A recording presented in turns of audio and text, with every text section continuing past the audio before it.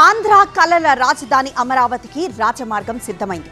ఈ నెల 13న సీఎం చంద్రబాబు చేతుల మీదుగా ప్రారంభించేందుకు శరవేగంగా ఏర్పాట్లు జరుగుతున్నాయి. మరోవైపు లండన్లో పర్యటిస్తున్న మంత్రి నారాయణ బృందం ఐకానిక్ టవర్స్ ఫైనల్ డిజైన్లపై చర్చలు జరుపుతోంది. ఇంకోవైపు కేంద్ర హోంమంత్రి అమిత్ షాకి అమరావతి నిర్మాణంపై రిపోర్ట్ ఇచ్చారు టీడీపీ ఎంపీలు. ఇంతకీ ఈ నెల 13న ప్రారంభం కానున్న రాజమార్గం ప్రత్యేకతలేంటి? భవిష్యత్ అవసరాల కోసం దీన్ని ఎలా నిర్మించారో ఇప్పుడు చూద్దాం.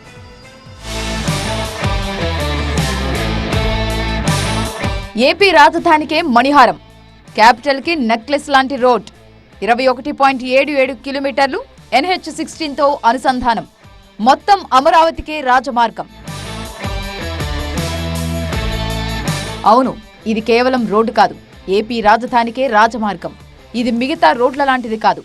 ఈ రోడ్ ప్రత్యేకత దాని పొడవు వెడల్పులో కాదు, దాని డిజైన్లో ఉంది. ఎందుకంటే ఈ రోడ్డుకి సమాంతరంగా వరల్డ్ క్లాస్ వ్యవస్థను నిర్మించారు. అమరావతి భవిష్యత్ అవసరాలకు తగ్గట్టుగా కీలక మౌలిక వసతుల్ని ఇందులో కల్పించారు. వాటర్ సప్లై, పైప్ లైన్లు, రీయూజ్, ఐసీటీ, గ్యాస్ లైన్లు, పవర్, సీవర్ లైన్లు, స్మార్ట్ వాటర్ డ్రైనేజ్ వ్యవస్థలు ఉండేలా దీన్ని డిజైన్ చేశారు. అంటే భవిష్యత్తులో దేనికోసం కూడా రోడ్డు తవ్వి కేబుల్స్, పైప్ లైన్లు వేసే పరిస్థితి లేకుండా అండర్ గ్రౌండ్ యూటిలిటీస్ రూట్ ఏర్పాటు చేశారు. ఒక్క మాటలో చెప్పాలంటే రాజధాని అమరావతికి ఒక రహదారిగా ఉండటమే కాకుండా మౌలిక వసతుల కారిడార్గా ఉండనుంది ఈ రోడ్. ఇక అమరావతిలో కీలక రోడ్లన్నిటినీ అనుసంధానం చేస్తూ దీన్ని నిర్మించారు.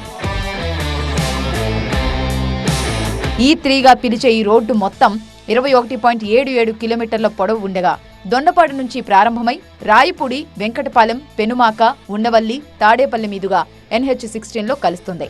అంతర్జాతీయ ప్రమాణాలతో ప్రధాన క్యారేజ్వే, BRTS మార్గం, సర్వీస్ రోడ్లతో పాటు cycle track, foot paths, green belts ఏర్పాటు చేశారు. దొండపాడు నుంచి ఉండవల్లి వరకు BRTS కనెక్టివిటీ కల్పించారు. ఉండవల్లి వైపు నుంచి వచ్చే రోడ్ మణిపాల హాస్పిటల్స్ దగ్గర NH16తో కలుస్తుంది.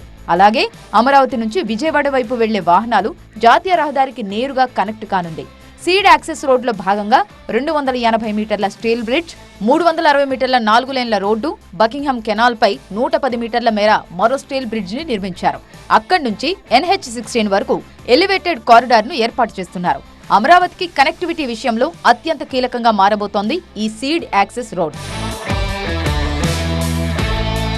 మరోవైపు అమరావతి ఐకానిక్ టవర్స్ తుది డిజైన్లను ఫైనలైజ్ చేసేందుకు లండన్లో పర్యటిస్తోంది మంత్రి నారాయణ బృందం. అసెంబ్లీ, హైకోర్టు, సెక్రటేరియట్ టవర్ల అవుట్ సైడ్ డిజైన్లపై కన్సల్టెన్సీలతో చర్చించారు. ఐకానిక్ టవర్స్ డిజైన్స్ అందించిన Norman Fosters, Hafeez contractors, Buro Happold consultancy, L&T సంస్థల ప్రతినిధులతో మాట్లాడారు. ముఖ్యంగా అసెంబ్లీ పై భాగంలో నిర్మించే ఎత్తైన టవర్ డిజైన్పై చర్చించారు.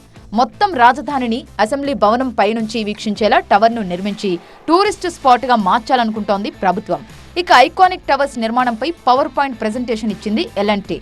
అత్యంత ఎత్తులో నిర్మించే టవర్ను అధునాతన టెక్నాలజీతో నిర్మించనున్నట్టు తెలిపింది.